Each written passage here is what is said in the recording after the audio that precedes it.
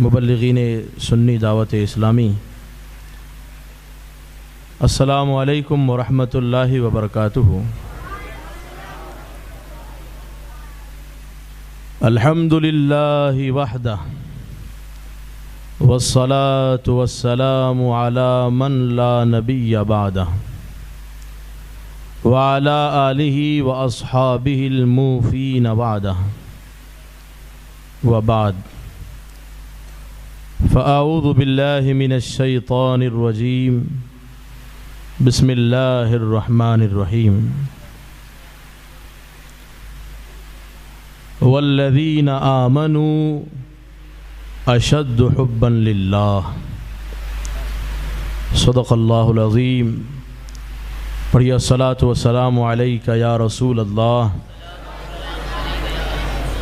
وعلی آلک واصحابک یا حبیب اللہ صلی اللہ تعالی علیہ وسلم۔ غریب آئے ہیں در پر میرے غریب نواز، کرو غریب نوازی میرے غریب نواز۔ لگا کے آس بڑی دور سے میں آیا ہوں، مسافروں پر کرم کیجئے غریب نواز۔ تمہارے در کی کرامت یہ بارہا دیکھی، غریب آئے ہیں اور ہو گئے غریب نواز۔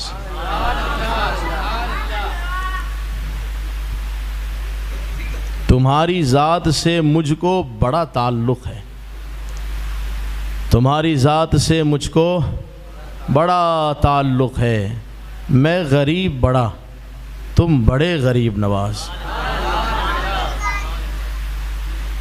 آج ہماری گفتگو کا عنوان ہے قرآن مبین اور خواجہ معین الدین۔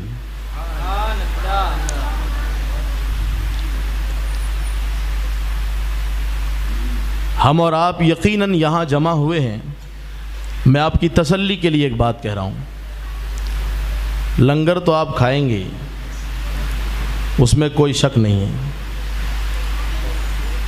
لیکن لنگر تو یہ خواجہ کا صدقہ ہے جو ہم کھا رہے ہیں۔ اصل مقصد ہمارا کیا ہے؟ اپنی آخرت کی تھوڑی سی تیاری ہو جائے، اپنی قبر کے لیے تھوڑا سامان تیار کر لیں، کچھ دیر اللہ کا ذکر سنیں، اللہ کے رسول کا ذکر سنیں، قرآن کی تلاوت سنیں، نبی کی نعتیں سنیں، اور خواجہ اجمیر کی زندگی سنیں۔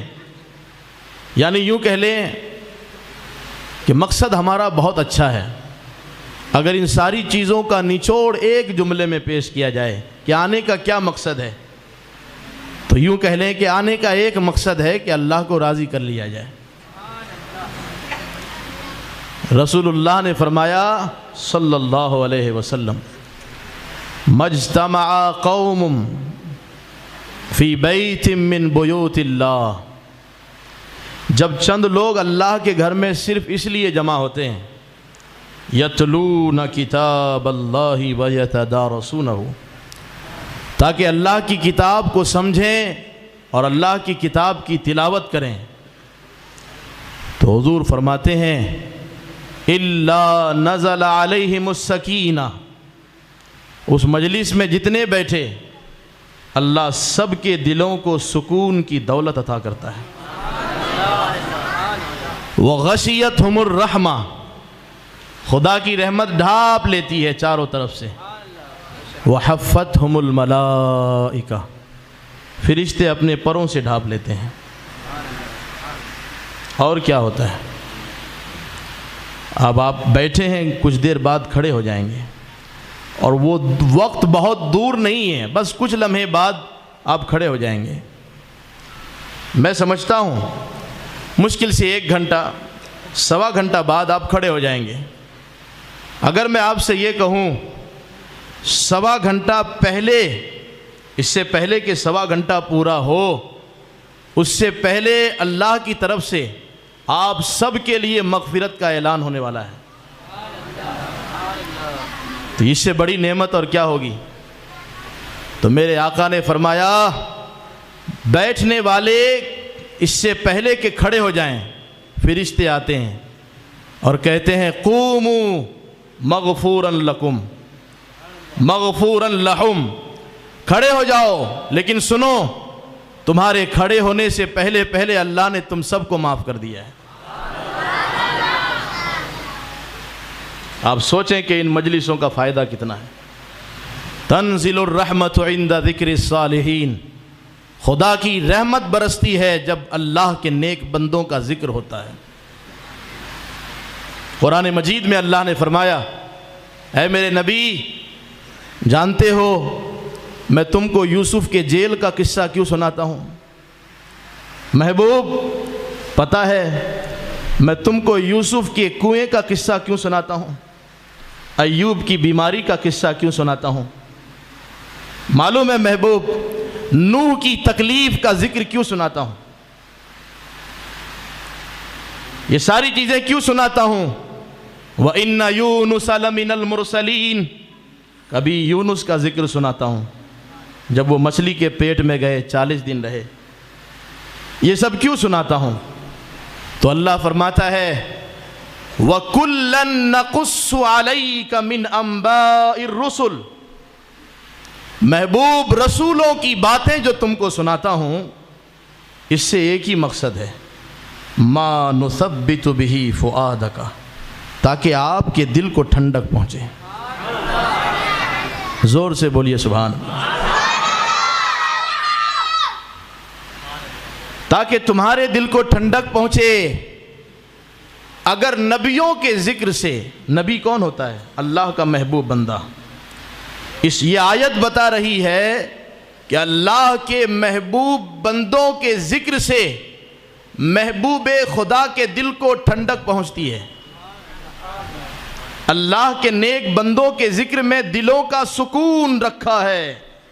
تو یہ صرف امام سفیان ثوری کا قول نہیں ہے، یہ قرآن کی آیت کا مطلب ہے کہ انہوں نے فرمایا تنزل الرحمت عند ذکر الصالحین، جب خدا کے نیک بندوں کا ذکر ہوتا ہے تو خدا کی رحمت برستی ہے، اور جس جگہ خدا کی رحمت برسے دلوں کو وہاں سکون نہیں ملے گا تو پھر کہاں سکون ملے گا؟ تو میرے عزیز دوستو، خواجہ کون ہیں؟ خواجہ کا معنی ہوتا ہے آقا، خواجہ کا معنی ہوتا ہے مددگار۔ یہ معنی بھی ذہن میں رکھیں تاکہ جب آپ خواجہ کو پکاریں تو پھر اس معنی کا ذہن میں رہنے کی وجہ سے اس میں تاثیر زیادہ پیدا ہو جائے۔ وہ سورہ جو آپ سمجھتے بھی ہیں، جب اس کی تلاوت آپ نماز میں کریں گے تو لطف کچھ اور ملے گا۔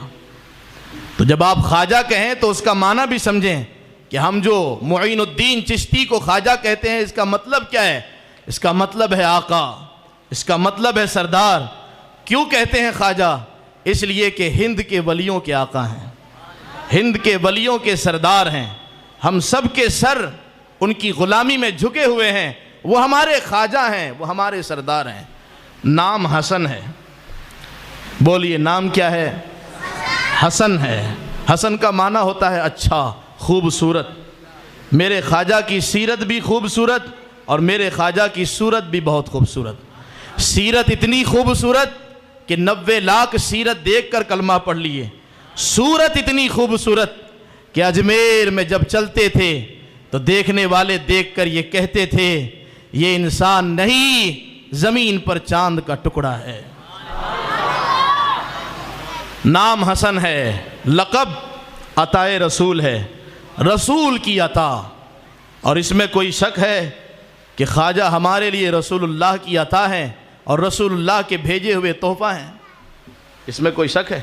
حضور نے ہی تو بھیجا، ورنہ چاہتے تو اپنے گاؤں میں کوئی خانقاہ بنا لیتے، یا چاہتے تو اپنے ملک میں 35 سال آپ نے تعلیم حاصل کی ہے کہ کوئی مدرسہ کھول لیتے۔ یہاں کیوں آئے؟ یہ رسول اللہ سے سچی محبت کی دلیل ہے۔ اپنا وطن چھوڑ دیے، اپنی زمین چھوڑ دیے. کیوں؟ اس لیے کہ رسول اللہ کہہ رہے ہیں چلو تم کو وہیں جانا ہے اور وہاں جا کر کفر کی تاریکی کو مٹانا ہے، ایمان کی روشنی پھیلانی ہے. خواجہ نے معذرت کیوں نہیں کی کہ حضور اپنے وطن چھوڑ کے کیوں چلے جاؤں، اپنے وطن ہی میں دین کا کام کرتا ہوں، حضور مجھ کو وہاں نہ بھیجیں، میں تو پوری زندگی 35 سال وطن سے دور رہا، ماں باپ کو چھوڑ کے رہا، رشتہ دار کو چھوڑ کے رہا، حضور نہ بھیجیں مجھ کو وہاں پہ، میری معذرت قبول فرما لیں آپ. 35 سال تو علم حاصل کرتا رہا وطن سے دور رہ کر، 10 سال پیر و مرشد کی خدمت میں رہا، معذرت کیوں نہیں کی؟ اس لیے کہ قرآن کہتا ہے یا ایھا الذین آمنوا استجیبوا للہ وللرسول اذا دعاکم، اے ایمان والو جب رسول تم کو کچھ کہیں تو تمہارے لیے چوں چرا کی گنجائش نہیں ہے. اگر ایمان والے ہو تو اپنے علاقے سے، وطن سے، اولاد سے، ماں سے، باپ سے، اپنی زمین سے، رشتہ دار سے، سب سے زیادہ محبت محبوب کائنات سے ہونی چاہیے.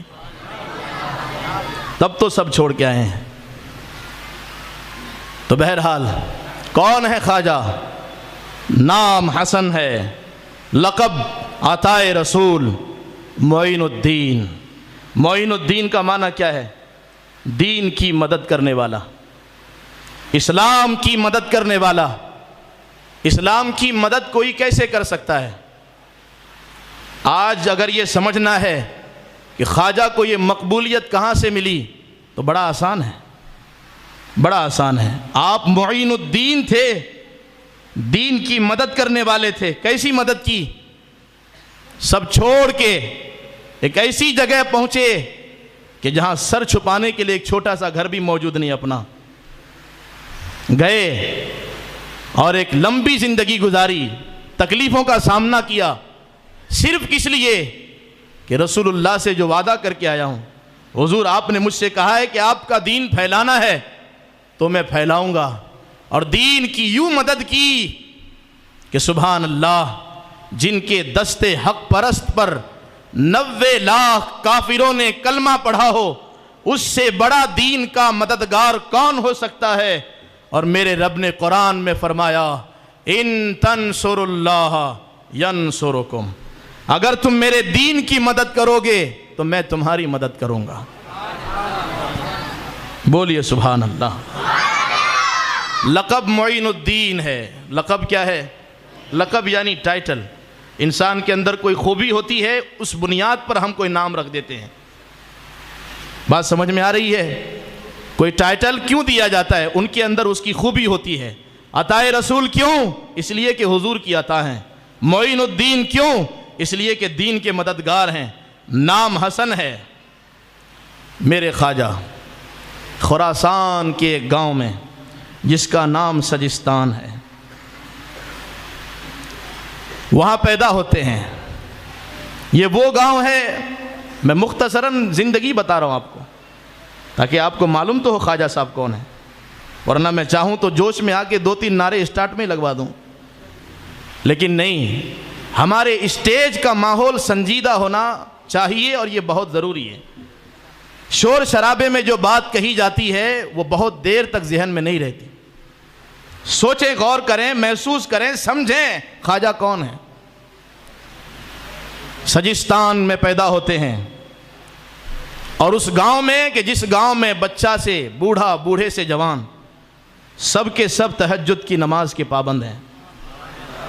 جس رات میرے خواجہ پیدا ہوتے ہیں، رات کا وقت ہے، روشنی پھیل جاتی ہے، اللہ اکبر، لوگ یہ سمجھتے ہیں کہ دن کا سورج نکل آیا ہے. ان کو بڑا افسوس ہوا، تہجد کی نماز چلی گئی. وہ ایسے ایمان والے تھے کہ نیکی چھوٹ جائے تو افسوس کرتے تھے، نیکی نہ کر سکیں تو افسوس کرتے تھے. آج ہم بھی ہیں، نیکی نہ کر پائیں چلو افسوس نہیں ہوتا، لیکن گناہ کر کے خوشی ہوتی ہے، یہ تو بہت عجیب بات ہے. بڑے بڑے گناہ کر کے چہرے پر کوئی افسوس اور ندامت کی نشانی نہیں، یہ تو تعجب کی بات ہے. امام جلال الدین سیوطی پوری زندگی تہجد کی پابندی کرتے رہے. ایک مرتبہ بیماری کی وجہ سے ایک وقت کے تہجد کی نماز چھوٹ گئی. اتنا ٹینشن لے لیے کہ 40 دن تک بیمار رہے. وہ ایمان والے تھے اور انہی کے بارے میں قرآن نے کہا ہے والسابقون السابقون اولئک المقربون. جو پہلے پہلے ایمان لائے وہ اللہ سے قریب ہو گئے. فی جنات النعیم، وہ جنت کے باغوں میں جائیں گے. سلۃ من الاولین، اور جو جائیں گے جنت کے باغوں میں وہ پہلے کے مسلمان اس میں زیادہ ہوں گے. وقلیل من الآخرین، اخیر کے دور کے مسلمان بہت کم ہوں گے. اللہ ہم سب کو خواجہ کی غلامی میں جنت نصیب فرمائے. یہ نسبتیں بہت اہم ہیں. توجہ کریں، خواجہ صاحب ولادت ہوئی رات کے وقت، پورا گاؤں روشنی سے معمور ہو گیا. لوگوں نے کہا ایسا لگتا ہے دن کا سورج نکل آیا ہے. نماز گئی تہجد کی. کہنے لگے نہیں. ایک صاحب نے کہا چلو بزرگ کے پاس، ہمارے گاؤں میں ایک بزرگ ہیں، ہماری چھوٹ سکتی ہے ان کی نہیں چھوٹ سکتی. ان کے پاس گئے، کہا صاحب بتاؤ تہجد کی نماز آپ کی بھی چھوٹ گئی ہے؟ کہنے لگے تم یہ کیوں کہتے ہو؟ کہنے لگے دیکھ نہیں رہے ہو چاروں طرف اجالا ہی اجالا ہے. کہنے لگے نادانو، یہ دن کے آفتاب کا اجالا نہیں ہے، یہ ولیوں کی دنیا کا جو آفتاب ہے اس کے آنے کا اجالا ہے. آج غیاث الدین کے گھر میں ماہ نور کے بطن سے حسن نام کا ایک نور نکلا ہے اور اسی کی روشنی سے پورا گاؤں جگمگا اٹھا ہے. جن کے آنے کی شان اتنی نرالی، ان کی عظمتوں کو کوئی بیان کر سکتا ہے؟ بالکل نہیں. توجہ کے ساتھ سنیں، بچپنا بڑا نرالا ہے. میں صرف جھلکیاں پیش کرتا ہوں تاکہ خواجہ کا بچپن بھی سمجھ میں آئے، خواجہ کی جوانی بھی سمجھ میں آئے، خواجہ کا بڑھاپا بھی سمجھ میں آئے. کون ہے خواجہ؟ ننھی سی عمر ہے، عید کی نماز پڑھنے جاتے ہیں باپ کی انگلی پکڑ کے. ایک درخت کے کنارے بچہ بیٹھ کر روتا ہے. خواجہ صاحب اپنے باپ سے پوچھتے ہیں کہ ابا حضور اس بچے کو کیا ہوا ہے؟ عید کا دن ہے، خوشی کا دن ہے، ہنسنے کا دن ہے، مسکرانے کا دن ہے، روتا کیوں ہے؟ باپ نے کہا بیٹے تو جو میری انگلی پکڑ کے جاتا ہے عید گاہ کی طرف، نیا کپڑا بھی پہنا ہے، یہ اپنے باپ کو یاد کر کے رو رہا ہے. یتیم ہے یہ، اسے اپنے باپ کی یاد آئی ہے کہ اگر میرا باپ زندہ ہوتا میرے بدن پر بھی نئے کپڑے ہوتے، میں بھی انگلی پکڑ کے عیدگاہ جاتا. اللہ اکبر. خواجہ کی تربیت کیسی کی تھی ان کی ماں نے، اور خواجہ کی تربیت ان کے باپ نے کیسی کی تھی کہ ابھی عمر چھوٹی ہے مگر دل بہت بڑا ہے. کہنے لگے اچھا ایسی بات ہے. گئے بھاگتے ہوئے گھر پہ، نئے کپڑوں کو اتار دیا اور پرانے کپڑے پہنے، نئے کپڑوں کو تہہ کر کے اس غریب کے گھر پہ پہنچے، یتیم کے پاس. کہنے لگے دوست میرا باپ زندہ ہے، میں کبھی بھی خرید لوں گا، میرے باپ سے مجھ کو کبھی بھی مل جائے گا. تیرا باپ نہیں ہے، میں پرانے کپڑے پہن کے جاؤں گا اور تم نئے کپڑے عید گاہ کی طرف پہن کر جاؤ گے میرے ساتھ. اللہ اکبر. یہ خواجہ کا بچپنا ہے.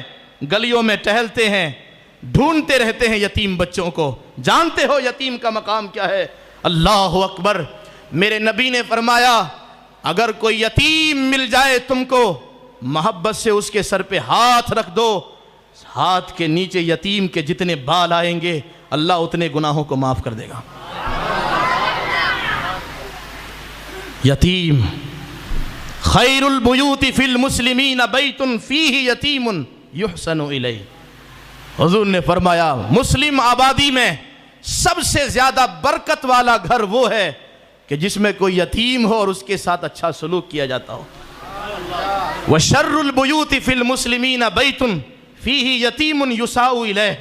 سب سے لعنت والا گھر وہ ہے کہ جس میں کوئی یتیم ہو اور اس کے ساتھ برا سلوک کیا جاتا ہو. یتیم کا بڑا حق ہے. یہ اسلام ہے. اسلام ان الدین عند اللہ الاسلام. یہ اللہ کا دن ہے. وہ اللہ جو 70 ماؤں سے زیادہ مہربان ہے اپنے بندوں پر. اس دین میں جو رحمت ملے گی کہیں نہیں ملے گی. حضور فرماتے تھے انا ولی من لا ولی لہ. اگر دنیا میں کسی کا کوئی نہیں ہے تو مایوس نہ ہو، جس کا کوئی نہیں ہے اسی کے لیے تو محمد الرسول اللہ آئے ہیں. غمزدوں کو رضا مژدہ دیجئے کہ ہے بے کسوں کا سہارا ہمارا نبی۔ آہستہ آپ سبحان اللہ کہہ رہے ہیں، سبحان اللہ آپ کی حاضری کی دلیل ہے، زور سے بولیے سبحان اللہ۔ توجہ فرمائے، کون ہے خواجہ؟ یہ خواجہ کا بچپنا، ننھی سی عمر ہے، دوڑتے ہیں گلیوں میں، یتیم بچوں کو تلاش کرتے ہیں، جب سب جمع ہوتے ہیں تو اپنے گھر پہ لاتے ہیں، اپنی ماں سے کہتے ہیں، یہ زندگی پیش کر رہا ہوں، پھر میں قرآن کی آیت پڑھوں گا۔ سب کو جمع کر کے لاتے ہیں اور اپنی ماں سے کہتے ہیں، ماں ان کے لیے اچھا کھانا بناؤ۔ ماں اچھے سے کھانا تیار کرتی ہے، خواجہ صاحب برتن لے کے بیٹھتے ہیں، ایک ایک کو پیار سے اور محبت سے لقمہ دیتے ہیں۔ ہے کوئی ایسا غریب نواز؟ تمہاری ذات سے مجھ کو بڑا تعلق ہے، میں غریب بڑا، تم بڑے غریب نواز۔ یہ کسی عام شاعر کا شعر نہیں ہے، یہ محدث اعظم ہند کچوچوی کا شعر ہے کہ جب اسٹیج پر آتے تھے تو مفتی اعظم ہند تعظیم کے لیے کھڑے ہو جاتے تھے۔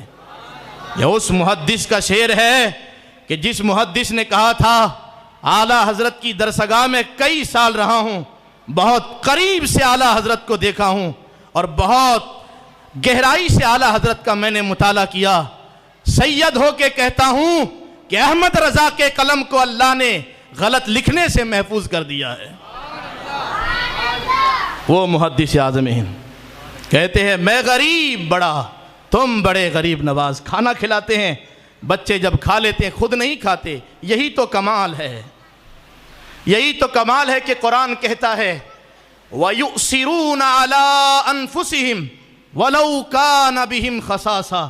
ایمان یہ تھوڑی ہے کہ اپنا پیٹ بھرا ہو بچ جائے تو دوسرے کو بلاؤ، نہیں، ایمان تو یہ ہے کہ پیٹ پر پتھر بندھا ہوا ہو اور دوسرے سے کہے آؤ جابر کے گھر پہ دعوت ہے، چلو سب پہنچو وہاں پہ۔ حضور کے پیٹ پر دو پتھر تھے، جب حضرت جابر نے دعوت دی تو یہ نہ کہا چلو مجھے سب سے زیادہ بھوک لگی ہے اس لیے کہ میں نے دو پتھر باندھے ہیں، پہلے میں جا کے کھاتا ہوں، نہیں، انا ولی من لا ولی لہ، میں اس کا ولی ہوں جس کا کوئی ولی نہیں۔ حضور نے فرمایا صحابہ دوڑو جابر کے گھر کی طرف، میں بھی کھاؤں گا اور تم کو بھی کھلاؤں گا۔ یہ ایمان ہے، اور ایمان والوں کی شان قرآن بیان کرتا ہے کہ اسے جس چیز کی سب سے زیادہ ضرورت ہوتی ہے وہ اپنی ضرورت نہیں دیکھتا، اپنے بھائی کی ضرورت دیکھتا ہے۔ خواجہ صاحب جب اجمیر آئے، آپ کے لنگر کھانے سے کوئی بھوکا نہیں جاتا تھا، پیٹ بھر کے جاتا تھا۔ باورچی اکثر آ کے کہتا تھا حضور خزانہ ختم ہو چکا ہے، لنگر کیسے تیار کریں؟ سبحان اللہ، سائنسدانوں کو اس بات کا چیلنج ہے کہ کوئی ایسی ٹیکنالوجی کی ایجاد کریں، ایسا کوئی ٹیکنالوجی ایجاد کریں، ایسا کوئی سامان تیار کریں، ایسی کوئی مشین تیار کریں۔ خواجہ صاحب مصلح کے نیچے کی طرف اشارہ کرتے اور فرماتے تھے مصلح کے نیچے جو مل جائے لے لو۔ بولیے نا سبحان اللہ۔ یہ دنیائے روحانیت کی بات ہو رہی ہے، اس کو عقل سے کبھی مت سمجھنا۔ یہ کیسے ہو سکتا ہے؟ کپڑا ہے اور کپڑے کے نیچے کچھ رکھا بھی نہیں تو اچانک کہاں سے آ گیا؟ اس کو عقل سے نہیں سمجھنا ہے، عقل سے سمجھیں گے تو بات نہیں سمجھ میں آئے گی، ورنہ حقیقت تو یہ ہے کہ کرامات کی بنیاد بھی قرآن میں موجود ہے۔ حضرت سلیمان نے کہا کہ تم میں سے کون ہے جو بلقیس کا تخت اتنی جلدی لائے کہ میں آنکھ بند نہ کروں اس سے پہلے موجود ہو جائے؟ قال الذی عندہ علم من الکتاب انا آتیک بہ قبل ان یرتد الیک طرفک۔ اے اللہ کے نبی، آنکھوں کو بند نہیں کریں گے۔ حضرت آصف بن برقیہ جو حضرت سلیمان کی امت کے ولی تھے، اس جملے پر اگر آپ خاموش رہے تو میں سمجھوں گا صرف لنگر کھانے آئے ہیں، خواجہ کی محبت پہ آپ نہیں آئے، غوث کی محبت میں نہیں آئے۔ حضرت آصف بن برقیہ نے کہا کہ حضور آپ پلکیں نہیں جھپکیں گے، اس سے پہلے تخت بلقیس لا کے کھڑا کر دوں گا۔ اور اللہ اکبر کہاں رہی، لا کے رکھ دیا۔ اور قرآن کہتا ہے فَلَمَّا رَآهُ مُسْتَقِرًّا عِنْدَهُ قَالَ هَذَا مِنْ فَضْلِ رَبِّي لِيَبْلُوَنِي أَأَشْكُرُ أَمْ أَكْفُرُ وَمَنْ شَكَرَ فَإِنَّمَا يَشْكُرُ لِنَفْسِهِ وَمَنْ كَفَرَ فَإِنَّ اللَّهَ غَنِيٌّ حَمِيدٌ۔ حضرت سلیمان نے جب دیکھا تخت بلقیس سامنے موجود ہے، کہنے لگے اللہ تیرا شکر ہے، تو نے ایسی بادشاہی دی۔ میں یہ کہتا ہوں تخت بلقیس تو یمن میں رکھا ہے، سلیمان علیہ السلام ایک دوسرے ملک میں ہے، پلک کے جھپکنے سے پہلے اتنا بڑا تخت کیسے آ سکتا ہے؟ آ سکتا ہے اندہ علم من الکتاب، اگر کتاب کا علم سینے میں موجود ہو۔ اگر سلیمان علیہ السلام کے ولی کے سینے میں ان پر جو صحیفہ اترا، ان پر جو کتاب اتری، اس کا علم ہو تو وہ تخت بلقیس لا کر رکھ سکتے ہیں، تو خیر الرسول پر جو خیر الکتب کتاب اتری ہے، جس کو ہم قرآن کہتے ہیں، کہ اس کے بعد کوئی کتاب نہیں اترے گی، اس کتاب کی روشنی جس کے سینے میں ہو، وہ تخت بلقیس تو کیا پوری دنیا کو اپنی مٹھی میں کر سکتے ہیں۔ زور سے بولیے سبحان اللہ۔ آپ توجہ فرمائیں، جب حضرت سلیمان کی امت کے ولی کی یہ شان ہے تو خیر امت کے ولی کی شان کیا ہوگی؟ کنتم خیر امہ، قرآن نے ہم کو خیر امت کہا، ہم سب سے بہترین امت ہے۔ تو بہرحال تو اس کو بھی اس طرح سے بھی آپ کو گمراہ کیا جائے، یہ کیسے ہو سکتا ہے؟ کیوں نہیں ہو سکتا؟ کیوں نہیں ہو سکتا؟ آپ بتاؤ۔ آپ کو معلوم ہے کہ جس کے سینے میں کتاب ہوتی ہے اس کی طاقت کتنی بڑی ہوتی ہے؟ میرے خواجہ خیمے میں اجمیر شریف میں پرتھوی راج نے فوج بھیج دی ہے تلواروں کے ساتھ، تلواریں چمک رہی ہے، خادم پانی لینے کے لیے باہر نکلتا ہے۔ مسلمانوں، ایک بھولا ہوا سبق یاد دلا رہا ہوں، وہ معزز تھے زمانے میں مسلمان ہو کر، ہم خوار ہوئے تاریخ قرآن ہو کر، ایک بھولا ہوا سبق، ایک فراموش کیا ہوا سبق سنو۔ خواجہ کے خادم نے آ کے کہا حضور شاید آج ہماری جان نہیں بچے گی۔ بولے کیوں؟ کہنے لگے آج بادشاہ نے پوری فوج بھیج دی ہے، تلواریں چمک رہی ہے، موت سامنے رقص کر رہی ہے، نہیں بچ سکتے۔ میرے خواجہ نے فرمایا وہ جو کام کرنے آئے ہیں ان کو کرنے دو، میرا مسلح کہاں ہے مجھ کو بتاؤ۔ میں سمجھوں گا، اگر آپ سبحان اللہ نہیں کہیں گے تو میں سمجھوں گا آپ کو بات ہی نہیں سمجھ میں آ رہی ہے۔ زور سے بولیے سبحان اللہ۔ آپ نے فرمایا مسلح لاؤ، یا ایھا الذین آمنوا استعینوا بالصبر والصلاۃ، مصیبت کے وقت صبر سے مدد مانگو، نماز سے مدد مانگو، نماز سے مدد مانگی خواجہ نے، نماز سے مدد مانگی، مسلح بچھا کر آپ نے 2 رکعت نماز پڑھی، آیت الکرسی کا ورد کیا، مٹھی میں کنکریاں لی، اس میں دم کیا، کافروں کی فوج کی طرف پھینک دیا۔ سمجھو قرآن کی طاقت کتنی عظیم ہے۔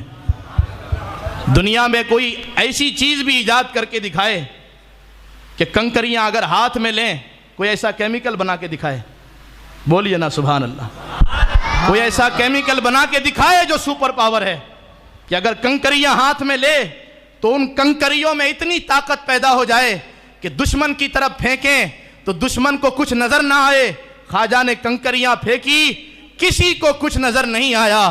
مسلمانوں، تم کو ہتھیار کی ضرورت نہیں ہے دشمنوں سے مقابلہ کرنے کے لیے، ہو سکے تو میری اس بات کو یاد رکھنا، اکثر دہراتے رہتا ہوں، مسلمان اسی دن سپر پاور ہو جائیں گے جس دن ان کو یقین ہو جائے گا کہ ہمارا خدا سب سے بڑا طاقتور ہے۔ سبحان اللہ، سبحان اللہ، نعرہ تکبیر، نعرہ رسالت، مولانا سجاد برکاتی صاحب قبلہ، خواجہ کا ہندوستان۔ ہم کو سائنس پڑھنے کی ضرورت ہے مگر زبان میں تاثیر پیدا کرنے کی بھی ضرورت ہے۔ ہم کو علم سائنس میں مہارت حاصل کرنے کی ضرورت ہے مگر آیت الکرسی بھی یاد ہونی چاہیے۔ ہم کو سائنسداں بننا چاہیے، اس میں کوئی شک نہیں ہے، تاکہ نئے نئے سامان ایجاد کریں۔ میرے نبی نے اس کا حکم بھی دیا ہے، اور خود قرآن میں اللہ نے فرمایا وَأَعِدُّ لَهُم مَّا اسْتَطَعْتُم مِّن قُوَّةٍ وَمِن رِّبَاطِ الْخَيْلِ تُرْهِبُونَ بِهِ عَدُوَّ اللَّهِ وَعَدُوَّكُمْ وَآخَرِينَ مِن دُونِهِمْ لَا تَعْلَمُونَهُمْ اللَّهُ يَعْلَمُهُمْ۔ میرے رب نے فرمایا دشمن سے مقابلہ کرنے کے لیے ہمیشہ ہتھیار تیار رکھو۔ یہ قرآن کا حکم ہے، یہ تو کرنا ہے، لیکن صرف سائنسداں نہیں بننا ہے، آیت الکرسی بھی آنی چاہیے اور زبان میں تاثیر بھی ہونی چاہیے۔ زبان میں تاثیر انگلش بولنے سے نہیں آتی ہے، قرآن کی تلاوت کرنے سے آتی ہے۔ زبان میں تاثیر جو ہے بک بک کرنے سے، واہیات بکنے سے اور فحش گوئی سے، گالیاں دینے سے، غیبت کرنے سے، جھوٹ بولنے سے نہیں آتی ہے. زبان میں تاثیر آتی ہے جب رسول اللہ کی نعت پڑھی جائے، جب محبوب کائنات کا ذکر کیا جائے. صحابی حضور کے پاس آئے، کہنے لگے حضور نعت لکھا ہوں آپ کے لیے، سنا دوں؟ حضور نے فرمایا سناؤ. سنا دی انہوں نے. رسول اللہ نے فرمایا یہ بہت اچھا نسخہ دے رہا ہوں آپ کو، کولگیٹ کا استعمال کرتے ہیں آپ، کریں دانتوں کی صفائی کے لیے، مگر اگر دانتوں کو سلامت رکھنا ہے تو نبی کی نعت پڑھا کیجیے. بولیے سبحان اللہ. کولگیٹ کا بھی استعمال کریں، یہ دوسرے کا پروجیکٹ ہے، مجبوری ہے، لیکن مسواک کی بھی سنت پر عمل کریں یہ سوچ کر کہ کولگیٹ بہرحال دانتوں کی صفائی کے لیے ہے، وہ کام کرتا ہے، مگر مسواک اس لیے کرتا ہوں کہ دانتوں کی صفائی بھی ہو جائے اور محبوب کائنات کی سنت پر عمل بھی ہو جائے. یہ ایک امتی کی سچی نشانی ہے. توجہ فرمائیں. وہ نعت لکھ کر آئے. آپ کہیں گے جذبات میں نے یہ بات کہہ دی. جذبات میں ہم کوئی بات نہیں کہتے. سنی جتنی دلیلیں رکھتا ہے اپنے موقف کو ثابت کرنے کے لیے، دنیا میں کسی کے پاس اتنی دلیل نہیں ہے.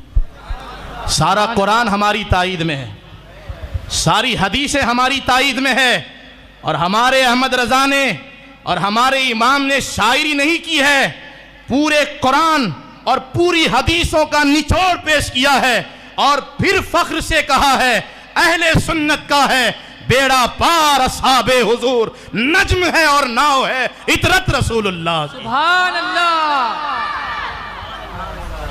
توجہ فرمائیں. اللہ اکبر. نعت لکھ کر لائے. حضور نے فرمایا ازہک اللہ سنکا، تو نے اپنی زبان سے میری تعریف کی ہے، اللہ تیرے منہ کو سلامت رکھے. صحابہ کہتے ہیں 80 سال کی عمر پار کر گئے تھے وہ صحابی جس کو رسول اللہ نے دعا دی تھی، مگر ہم نے دعائے مصطفیٰ کی برکت دیکھی. وہ حضور کے سامنے بھی نعت پڑھتے تھے، حضور کے جانے کے بعد بھی نعت پڑھتے تھے. برکت یہ ملی کہ 80 سال کے بعد بھی دانت موتی کی طرح چمکتے تھے. یہ نسخہ ہے حضور کا دیا ہوا. کولگیٹ کا بھی نسخہ آپ استعمال اس پر کرتے ہیں، اس پر بھی آپ استعمال کریں تاکہ آپ کے دانت صاف بھی رہیں، زبان بھی پاک رہیں. حسان بن ثابت نے کہا ما مدحت محمدا بمقالتی ولکن مدحت مقالتی بمحمدا. میں نعت لکھ کر حضور کی تعریف نہیں کرتا، حضور کی تعریف کر کے اپنے آپ کو عزت کے لائق بنا لیتا ہوں. خواجہ صاحب نے کنکریاں پھینکی، کسی کو کچھ نظر نہیں آیا. کیا پڑھ کے پھونکا تھا؟ آیت الکرسی.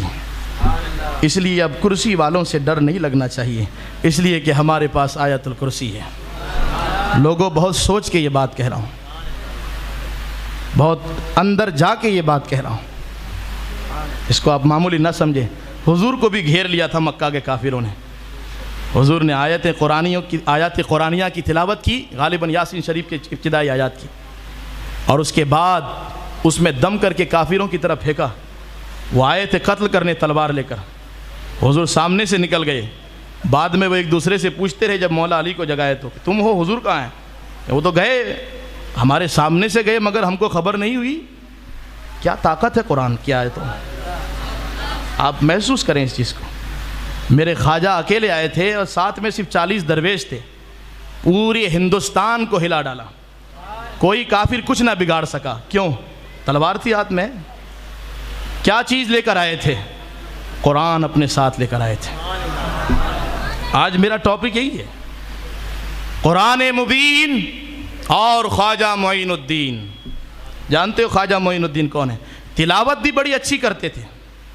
ایسی تلاوت کرتے تھے خواجہ کہ راستے سے چلنے والا ٹھہر جاتا اور پوچھتا تھا یہ دلوں کو کھینچ لینے والی آواز کہاں سے آ رہی ہے. اللہ اکبر. قرآن اتنے اچھے سے پڑھتے تھے اور سمجھتے بھی تھے. اور کیوں نہ سمجھیں، 35 سال تک جس نے قرآن کو سمجھنے کے لیے محنت کی ہو اس سے بہتر قرآن کو کون سمجھ سکتا ہے؟ آپ 35 منٹ نہیں دیتے، کیا یہ افسوس کی بات نہیں ہے؟ خواجہ صاحب نے 35 سال علم حاصل کیا ہے، اور ایک استاذ کے پاس نہیں، بخارا میں جہاں جہاں بڑے بڑے مشائخ موجود تھے سب کے پاس گئے. سمرقند میں جتنے موجود تھے سب کے پاس گئے. نیشاپور میں جتنے تھے سب کے پاس گئے. ہمارے جوان بیٹھے ہوں گے، وہ یہ سوچتے ہوں گے کیا کہہ رہے ہیں حضرت، نیشاپور تو ہم کبھی سنے نہیں تھے، آج تک تو سلامت پورا ہی سنتے آئے، کوٹر گیٹ ہی سنتے آئے، اور یہ بخارا کیا ہے؟ یہ کوئی سبزی ہے یا کوئی اور چیز ہے؟ سمرقند کیا چیز ہے؟ لوگوں تاریخ اٹھا کے پڑھتے کیوں نہیں ہو؟ یہ وہ جگہ ہے، بخارا وہ جگہ جہاں سے امام بخاری پیدا ہوئے، سمرقند وہ جگہ جہاں سے فقی ابو اللیث سمرقندی پیدا ہوئے، نیشاپور وہ جگہ جہاں سے امام مسلم پیدا ہوئے۔ تم کو کرکٹروں کے نام یاد رہتے ہیں، اسٹاروں کے نام زبان پر رہتے ہیں، تم کو اپنے بزرگوں کے نام کب یاد ہوں گے؟ تاریخ کیوں نہیں پڑھتے ہو؟ شادی کی تاریخ یاد رہتی ہے، کب جانا ہے، مغرب بعد کی، عشاء بعد کی، عصر بعد، اس دن کپڑا بھی نیا، عطر بھی جو ہے بہت قیمتی استعمال کرتے ہیں۔ خیر جانے دیجئے۔ خواجہ صاحب کون ہیں؟ توجہ سے سنیے۔ جوانی 15 سال کی عمر ہوئی آپ کی، 15 سال کی عمر میں باپ کی شفقت سے محروم ہو گئے، 16 سال کی عمر میں ماں کے پیار سے محروم ہو گئے۔ یہ بات کان کھول کر سنیں آپ اپنے بچوں کے لیے کیا کیا نہیں کر رہے ہیں۔ اللہ آپ کے رزق حلال میں برکت دے۔ اگر کوئی بندہ اس نیت سے رزق کماتا ہے کہ میں اپنی اولاد کے لیے حلال لقمے کا انتظام کروں، حضور فرماتے ہیں اس کے وہ گناہ معاف ہو جاتے ہیں جو جلدی توبہ سے بھی معاف نہیں ہوتے۔ بہت فضیلت ہے رزق حلال کی۔ یا ایھا الرسول رسل کلوا من الطیبات واعملوا صالحا۔ اللہ نے فرمایا اے میرے نبیوں رسولوں، پہلے حلال کھاؤ پھر عبادت کرو۔ رسولوں سے اللہ نے فرمایا، اس کی بڑی اہمیت ہے۔ لیکن گھر دینے کے ساتھ ساتھ، فلیٹ دینے کے ساتھ ساتھ، ان کے لیے بینک بیلنس جمع کرنے کے ساتھ ساتھ کبھی 2 رکعت نفل اس لیے زیادہ پڑھ لینا تاکہ اس کی برکت میرے بعد میری اولاد کو ملے۔ بولیے سبحان اللہ۔ آپ کہیں گے کیا مرنے کے، ہمارے جانے کے بعد ہمارے سجدوں کا فائدہ ہمارے بچوں کو ملے گا؟ آپ مجھ کو بتائیے۔ کاشح نام کا ایک شخص حضرت موسیٰ سے 100 سال پہلے گزر چکا ہے، اس کی 7ویں پشت میں 2 یتیم بچے ہوتے ہیں، اور وہ خزانہ اس کی دیوار کے نیچے رکھ دیتا ہے، اس لیے تاکہ میری اولاد میں جس کو اس کی ضرورت پڑے۔ یتیم بچوں کے باپ انہوں نے خزانہ چھپا دیا تھا دیوار کے نیچے کہ میں دنیا سے کب چلا جاؤں کوئی خبر نہیں، مگر میرے بچے یتیم ہو گئے تو کسی کے سامنے ہاتھ پھیلانے کی نوبت نہ آئے، یہ خزانے کام آ جائیں۔ وہ دیوار گرنے والی تھی، اور اگر دیوار گر جاتی، بچے بہت چھوٹی عمر کے تھے، ممکن تھا کہ گاؤں کا کوئی ظالم خزانہ اپنے قبضے میں لے لیتا، مگر قرآن کہتا ہے چونکہ اس کا باپ نیک ہو کہ نہ ہو، لیکن 9ویں پشت میں، 7ویں پشت میں ان کے دادا نیک گزرے تھے، جب وہ نیک تھے تو ان کی نیکیوں کی برکت سے ان یتیم بچوں کے خزانے کی حفاظت ہم کریں گے، اللہ فرماتا ہے۔ یہ میں کہہ رہا ہوں، یہ میں نہیں کہہ رہا ہوں، قرآن کہہ رہا ہے۔ وَأَمَّا الْجِدَارُ فَكَانَ لِغُلَامَيْنِ يَتِيمَيْنِ فِي الْمَدِينَةِ۔ اور معلوم ہے کہ دیوار جو گر رہی تھی اس کو ٹھیک کرنے کے لیے اللہ نے کس کو بھیجا؟ حضرت خضر اور حضرت موسیٰ کو۔ یہ اتفاق نہیں ہے، یہ قدرت کا انتظام ہے۔ اللہ اکبر، اللہ اکبر۔ حضرت موسیٰ اور حضرت خضر گئے اس گاؤں میں، دیوار گرنے والی تھی، آپ نے ٹھیک کر دیا۔ حضرت موسیٰ نے حضرت خضر سے کہا گاؤں والوں سے ہم نے کھانا مانگا لیکن انہوں نے ہم کو کھانا نہیں دیا، اور آپ احسان کرنے لگے، کہنے لگے جانتے ہو یہ اللہ کا حکم ہے، وَمَا فَعَلْتُهُ عَنْ أَمْرِي، یہ میں نے خود سے نہیں کیا ہے، اللہ کا حکم ہے۔ اب ہم ذرا حضرت خضر سے پوچھیں کہ اللہ نے اس دیوار کو ٹھیک کرنے کا حکم کیوں دیا تھا؟ تو اب قرآن اس کو بیان کرتا ہے، وَأَمَّا الْجِدَارُ فَكَانَ لِغُلَامَيْنِ يَتِيمَيْنِ فِي الْمَدِينَةِ۔ وہ شہر کے 2 یتیم بچوں کی دیوار تھی، 2 یتیم بچوں کی۔ وَكَانَ تَحْتَهُ كَنْزٌ لَهُمَا، اس دیوار کے نیچے خزانہ تھا۔ فَأَرَادَ رَبُّكَ أَن يَبْلُغَ أَشُدَّهُمَا وَيَسْتَخْرِجَا كَنْزَهُمَا، رب نے چاہا کہ یہ بچے بالغ ہو جائیں، قابل ہو جائیں، تاکہ خزانے پر کوئی قبضہ نہ کر سکے۔ یا اللہ اتنی حفاظت تو نے کیوں کی؟ اب وہ جملہ کہہ رہا ہوں جو قرآن نے نقل کیا ہے۔ قرآن کہتا ہے وَكَانَ أَبُوهُمَا صَالِحًا، ان کے 7ویں پشت میں جو ہے ان کے دادا بہت نیک تھے، اس لیے ان یتیموں کے مال کی حفاظت کی جا رہی ہے۔ لوگوں ہم نیک بن جائیں، مرنے کے بعد ہماری اولاد کا کیا ہوگا اس کی فکر کی ضرورت نہیں ہے۔ مفسرین نے فرمایا جب ایمان والا دنیا سے جاتا ہے تو فرشتے آ کے اس سے یہی کہتے ہیں اللہ تخافوا ولا تحزنوا، نہ ڈرو نہ غم کرو، نہ آخرت کا غم کرو، نہ دنیا سے جا رہے ہو تو پیچھے کیا ہوگا اس کا غم کرو۔ کیوں؟ فرشتے کہتے ہیں جیسے اللہ تم کو کھلاتا تھا ویسے تمہاری اولاد کو کھلائے گا۔ حضرت سعید بن مسیب بہت بڑے تابعی ہیں، نماز پڑھتے ہیں، نفل پڑھتے جا رہے ہیں، پیچھے سے بچہ آتا ہے، کہتے ہیں بابا آپ صرف نماز ہی پڑھتے ہو، ہماری فکر نہیں کرتے، تو ہمارے لیے کچھ کیجئے۔ 2 رکعت آپ نے اور بڑھا دی، پیچھے سے آواز آنی چاہیے، بولیے سبحان اللہ۔ 2 رکعت پھر انہوں نے اور بڑھا دی، پھر بچہ پیچھے سے آیا، کہنے لگے بابا آپ پھر 2 رکعت بڑھا دیے، آپ کو ہماری فکر ہی نہیں ہے۔ 2 رکعت آپ نے اور بڑھا دی، کہنے لگے آپ نماز ہی پڑھیں گے کہ ہماری بھی فکر کریں گے؟ روتے ہوئے کہنے لگے بیٹا تیری فکر ہے اسی لیے تو سجدوں کو بڑھا دے رہا ہوں۔ قُوا أَنفُسَكُمْ وَأَهْلِيكُمْ نَارًا، اپنے آپ کو بھی بچاؤ، اپنی اولاد کو بھی دوزخ کی آگ سے بچاؤ۔ اگر بہت اچھا گھر دے دیے مگر دوزخ کی آگ سے بچا نہ سکے تو آپ نے اپنی اولاد کو کچھ نہ دیا۔ خواجہ صاحب یتیم ہو گئے تھے نا، ماں بھی نہیں باپ بھی نہیں، ورثے میں بھی بہت زیادہ دولت نہیں ملی تھی، ایک باغ ملا تھا۔ اب ذرا خواجہ صاحب سے پوچھیں کہ پھر آپ کی زندگی آگے کیسے بڑھی؟ سہارا کہاں سے ملا؟ مدد کہاں سے آئی؟ دلوں کو حوصلہ کہاں سے ملا؟ تو قرآن کی آیت کہہ رہی ہے، اس آیت کو سامنے رکھیں اور پھر خواجہ کی ماں اور خواجہ کے باپ کی زندگی دیکھیں۔ خواجہ کی ماں ماہ نور کہتی ہے کہ میں نے اپنے بیٹے حسن کو جب بھی دودھ پلایا ہے پہلے وضو کیا ہے پھر دودھ پلایا ہے میں نے۔ سبحان اللہ، سبحان اللہ۔ باپ تہجد گزار، ماں بھی تہجد گزار۔ ماں باپ نیک ہوں، اگر وہ دنیا سے چلے بھی گئے تو ان کی زندگی کی کشتی کو ساحل تک پہنچانے کے لیے اللہ کی رحمت کافی ہے۔ بے شک بے شک بے شک۔ ابھی مایوس نہ ہو، اپنی اولاد کے لیے آپ نماز چھوڑ دیتے ہیں۔ آپ دکان سے اذان ہوتی تو کیوں نہیں جاتے؟ یہی سوچ کرنا کہ اولاد کا کیا ہوگا، کچھ کما لیں۔ اب اپنی اولاد کے لیے کیا کر رہے ہیں؟ وہ آپ سے تھوڑی سی ضد کر بیٹھے کہ میری بہن کے لیے آپ نے جو ہے ایک الگ سے موبائل خریدا ہے گیم کھیلنے کے لیے، تو کیا میں آپ کی اولاد نہیں ہوں، مجھے بھی الگ سے دیجئے؟ تو ان کے لیے الگ سے موبائل لاتے ہیں۔ کیوں لاتے ہیں؟ تاکہ گیم کھیلیں۔ آپ رزق حلال سے ان کے لیے گناہوں کا انتظام کر رہے ہیں، بہت پچھتائیں گے قیامت میں۔ میرے اعلیٰ حضرت نے کہا ایک باپ کو جنت جانے سے ساری نیکیاں ہونے کے باوجود صرف اس لیے روک لیا جائے گا کہ بیٹے کو ایسے ہی کیوں چھوڑ کے آ گیا تھا، اولاد کی تربیت کیوں نہیں کی تھی۔ بہرحال توجہ کے ساتھ سنیے، میرے آخری جملے، صرف 10 منٹ باقی ہیں، صرف 10 منٹ۔ خواجہ صاحب 35 سال تک پڑھتے رہے، کیا پڑھتے رہے؟ علم دین پڑھتے رہے۔ رسول اللہ نے فرمایا جو دین کی راہ میں نکلتا ہے علم حاصل کرنے اور اس میں تکلیف اٹھاتا ہے، اللہ اس تکلیف کی برکت سے جنت کا راستہ اس کے لیے آسان کر دیتا ہے۔ نکلیے نا، تھوڑا سا وقت نکالیے۔ آپ نے دیکھا بچوں کو کتنی اچھی تعلیم ہو رہی یہاں پہ، خواجہ کے مشن پہ کام ہو رہا ہے۔ خواجہ جو مقصد لے کے آئے تھے اس مقصد کو کچھ لوگ زندہ کر کے رکھیں، آپ بھی اس میں شامل ہو جائیں۔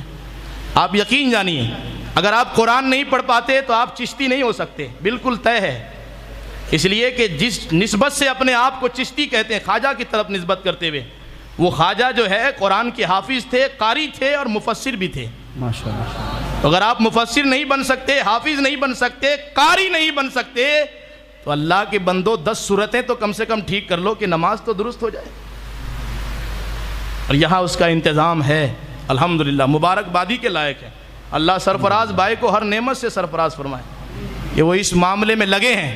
اور ہمارے قاری حسین صاحب ماشاءاللہ محنت کیے بچوں کے پیچھے، آپ نے دیکھا، اللہ ان کو بھی عمر خضری عطا فرمائے، لمبی عمر عطا فرمائے۔ خیرکم من تعلم القرآن وعلمہ، یہ بہترین لوگ ہیں جو قرآن سیکھتے ہیں اور پھر سکھاتے ہیں۔ خواجہ صاحب قرآن سیکھے 35 سال اور ہندوستان میں آ کے 40 سال سے زیادہ عرصے تک لوگوں کو قرآن سکھایا۔ قرآن سکھانے کا ایک مطلب تو یہ ہے کہ آپ مخرج درست کرا دیں، میرے خواجہ نے وہ بھی کیا۔ اور ایک یہ ہے کہ اپنے آپ کو قرآن کے سانچے میں ایسا ڈھال لیں کہ جب سیدہ عائشہ سے صحابہ نے پوچھا حضور کے اخلاق کیا تھے تو انہوں نے کیا کہا تھا؟ ایک قرآن وہ ہے جو تم پڑھتے ہو اور ایک قرآن وہ ہے جو تم دیکھتے ہو اور وہ حضور ہے جب زمین پر چلتے ہیں۔ سبحان اللہ سبحان اللہ۔ یہ ایمان والوں کی شان ہے، ایسا بنے۔ خواجہ صاحب کی کون سی چیز دیکھ کر لوگ مسلمان ہو گئے تھے؟ کیا دیکھ کے؟ صرف چہرہ دیکھ کر؟ خواجہ صاحب نے کسی چیز کی لالچ دی تھی کہ ایمان لاؤ گے تو میں اتنا دے دوں گا؟ خود خواجہ کے پاس مصلی اور تسبیح کے سوا کچھ نہیں، کیا دیکھ کر مسلمان ہوئے تھے؟ توجہ کیجیے، جس قرآن کو آپ نے طاق کی زینت بنا دی ہے اور جب دھول جم جاتی ہے تو صرف اس لیے اٹھاتے ہیں کہ دھول صاف کر دیں پھر رکھ دیں گے، نہیں جواب دے پاؤ گے اللہ کو۔ قرآن کی ایسی بے حرمتی نہ کریں۔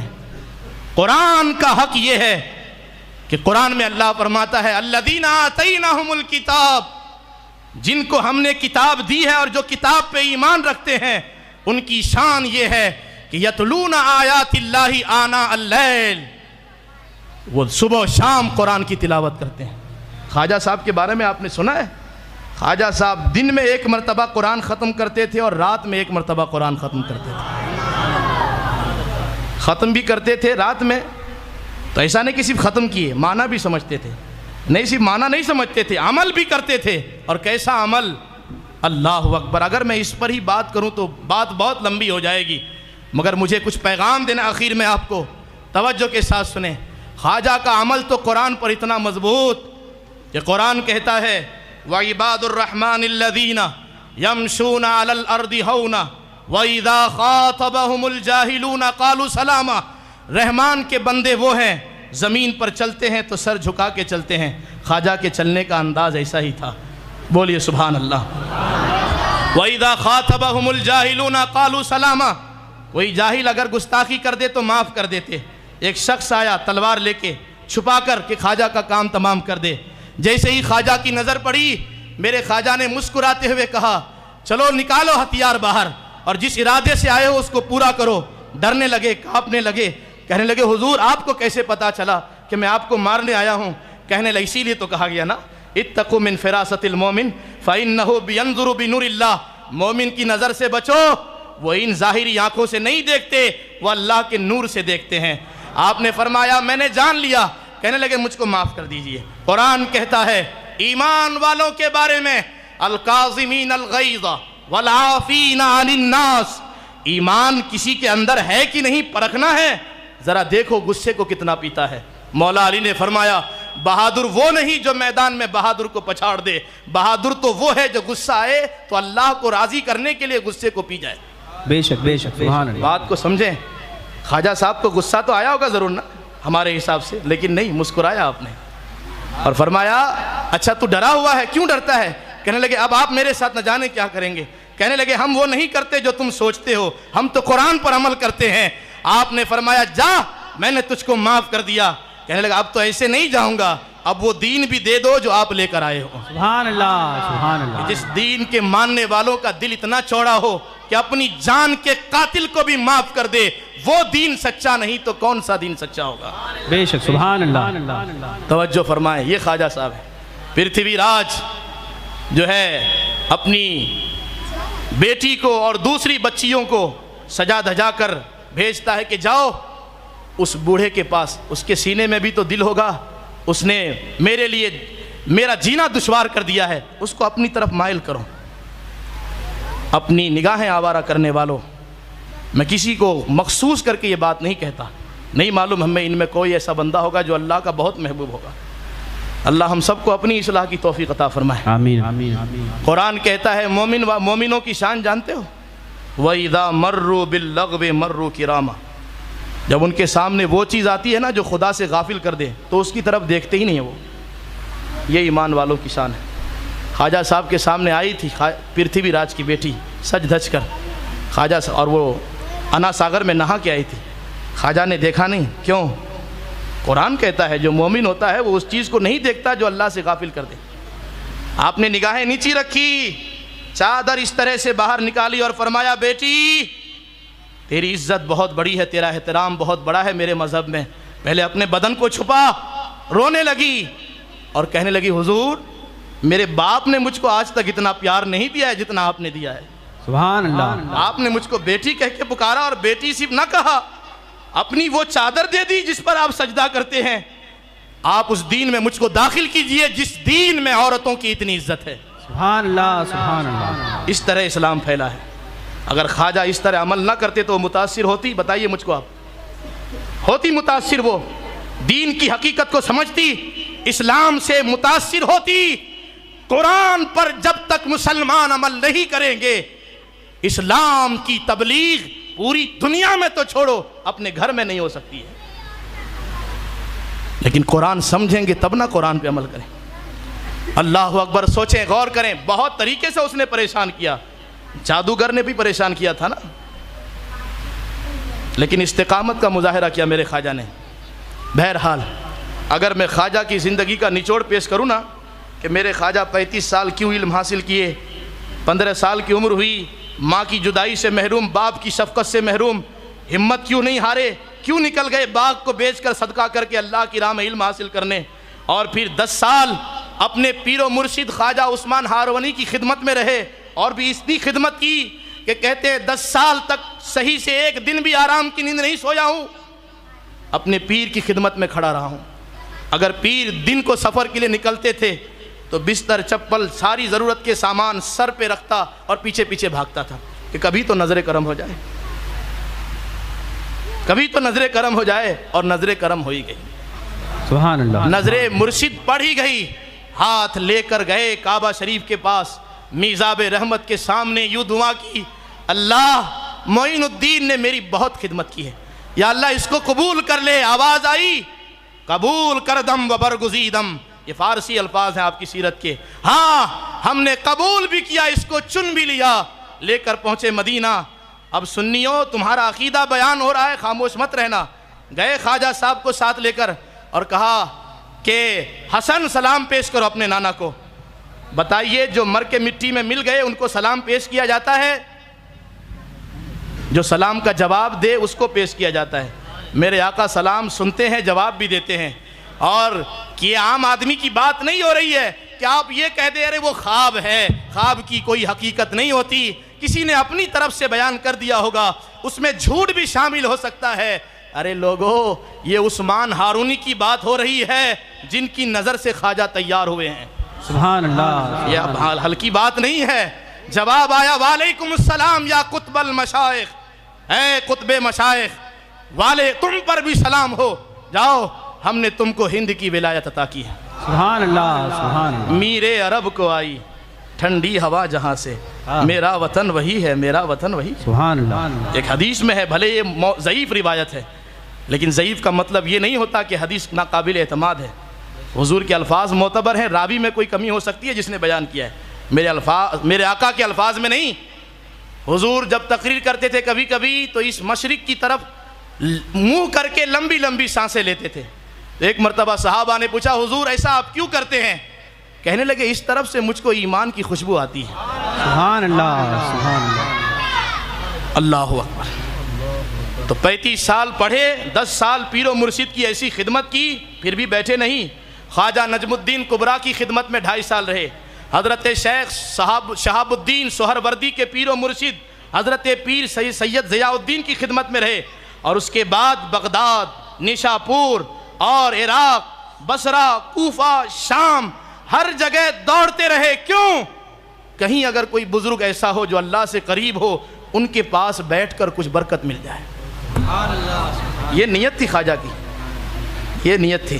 کہتے ہیں ایک بزرگ سے ملا تو میں نے دیکھا کہ ان کے بدن میں صرف روح باقی ہے, گوشت بھی نہیں ہے, کچھ باقی نہیں ہے بدن میں. میں قریب گیا تو میں نے کہا, حضور اتنا روتے, وہ ایسا روتے تھے خواجہ صاحب کہتے ہیں کہ آنسو کے بعد خون نکل آتے تھے آنکھوں سے.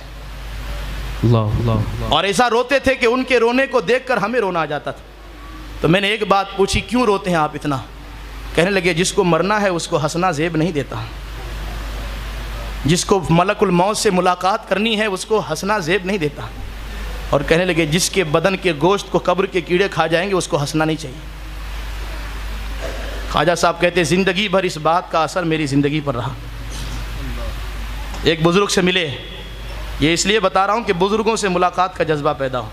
خواجہ صاحب 35 سال پڑھ کے بھی بزرگوں کے پاس جاتے ہیں, 10 سال پیر و مرشد کی خدمت میں رہ کے بھی اپنے آپ کو ابھی کامل نہیں سمجھے. بات سمجھ میں آ رہی ہے؟ اور ہم چھوٹی موٹی چیزیں اگر سیکھ لیں تو سمجھتے ہم کامل ہو گئے. نہیں, کامل نہیں. خواجہ کی زندگی کا ایک سبق یہ بھی ہے کہ مرتے وقت جب تک پیشانی پر یہ لکھ کے نہ آئے ماتا حبیب اللہ فی حب اللہ, اللہ کا حبیب اللہ کی محبت میں مر گیا, اس سے پہلے فری مت سمجھنا اپنے آپ کو, اس سے پہلے غافل مت ہونا. کہتے بزرگ سے ملا, میں نے کہا میں نے ان کو دیکھا ایک غار میں بیٹھے ہیں روتے ہیں. میں نے ان سے پوچھا آپ روتے کیوں ہیں؟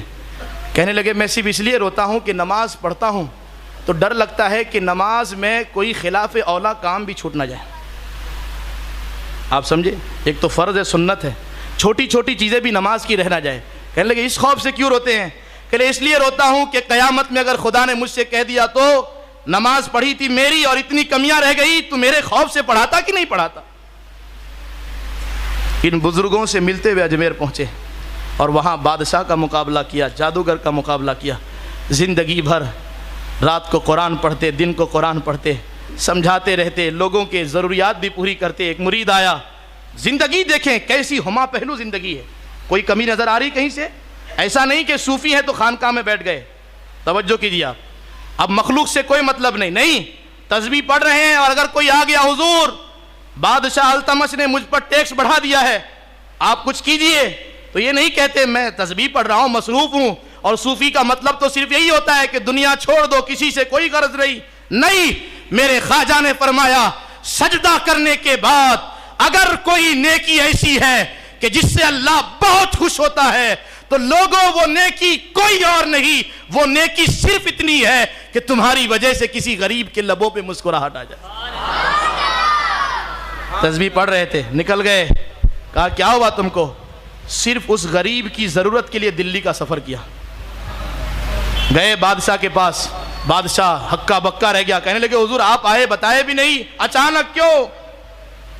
آپ بتاتے تو استقبال کے لیے ہم آتے, اچانک کیوں آگئے حضور؟ کہنے لگے تم غریبوں پہ ظلم کرتے ہو, تم میں سے ہر ایک شخص سے پوچھا جائے گا جو اس کے ماتحت ہے اس کے بارے میں, ظلم کیوں کرتے ہو؟ کہنے لگے حضور کیا ہوا؟ کہنے لگے اس پہ ٹیکس تم نے کیوں بڑھایا ہے؟ مجھے معلوم نہیں حضور, مجھے خبر نہیں کہ یہ ٹیکس ادا نہیں کر سکتا. فرمانے لگے جب تک اس کا ٹیکس معاف نہیں کرے گا میں یہاں سے جاؤں گا نہیں.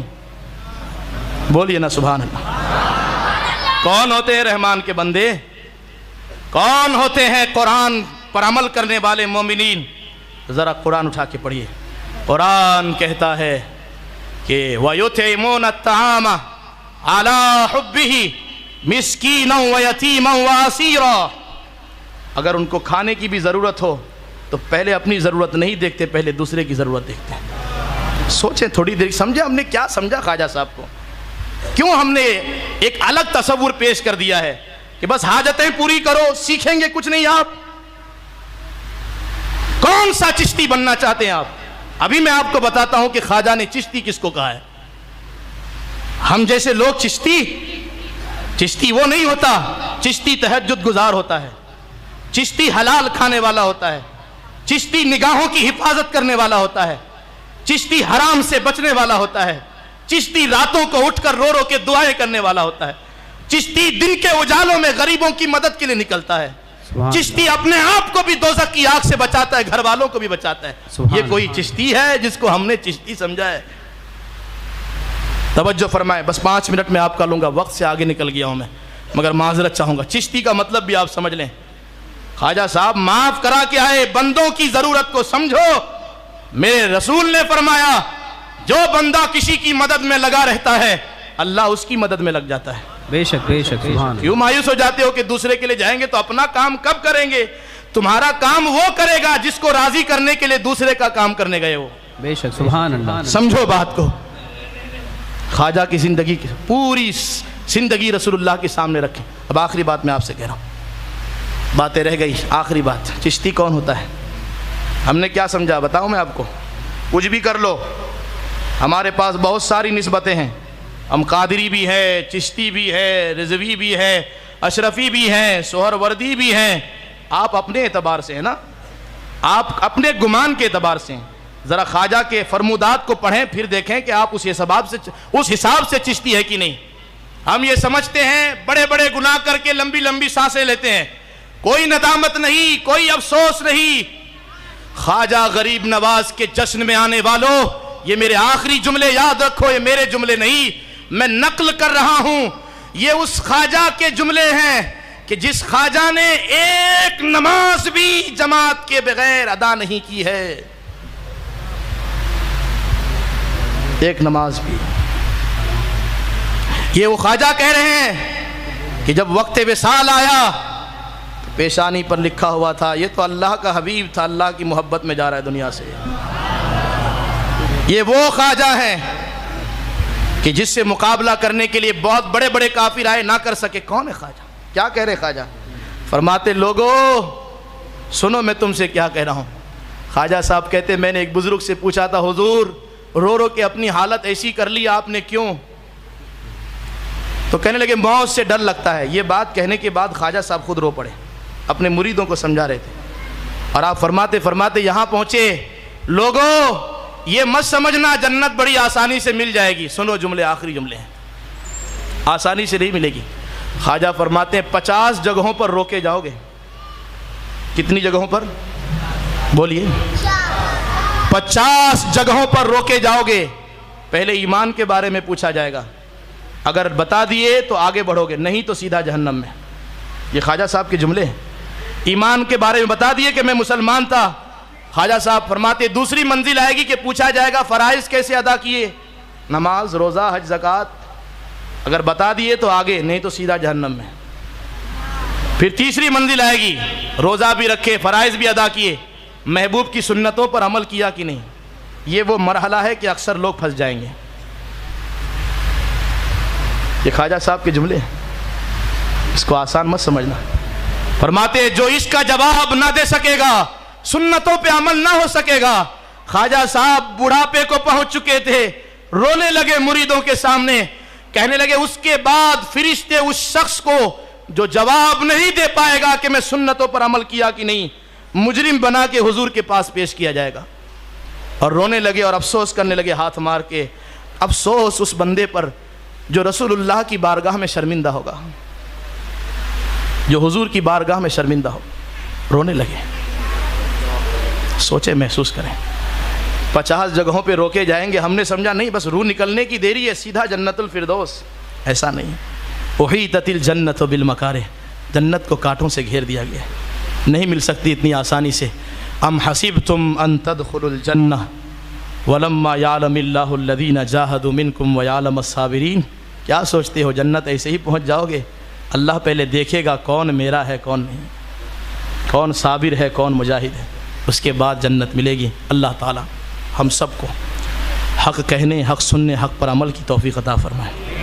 مجھے معلوم ہے میں آپ کو خوش نہیں کر سکا، اس لیے کہ میں نے ڈرنے والی باتیں سنا دی آپ کو، لیکن ڈریے تو بہتر ہے۔ ایک بزرگ سے کسی نے کہا آپ صرف ڈراتے ہو قبر کے بارے میں، آخرت کے بارے میں؟ تو کہنے لگے دنیا میں کچھ دیر ڈریں گے تو ہمیشہ کے ڈر سے محفوظ ہو جائیں گے۔ بس میں آپ کو قبر میں ڈرنے سے بچا رہا ہوں، آخرت میں ڈرنے سے، وہاں ڈرنا ہو، یہاں ڈر لگے چلے گا اللہ سے۔ اور ڈرنے والوں کے بارے میں ہی قرآن نے کہا ہے جنت اعدت للمتقین، ڈرنے والوں کے لیے جنت تیار کی گئی ہے۔ جو ہنسے مسکرائے بکواس کرے ادھر ادھر جو من میں آئے کرے اس کے لیے نہیں ہے۔ اللہ ہم سب کو سچی غلامی عطا فرمائے، پکی غلامی عطا فرمائے، صحیح معنوں میں چشتی بنائے، صحیح معنوں میں قادری بنائے، اور اللہ تعالیٰ اس نسبت کی برکتوں سے ہمیں مالا مال فرمائے۔ السلام علیکم ورحمۃ اللہ۔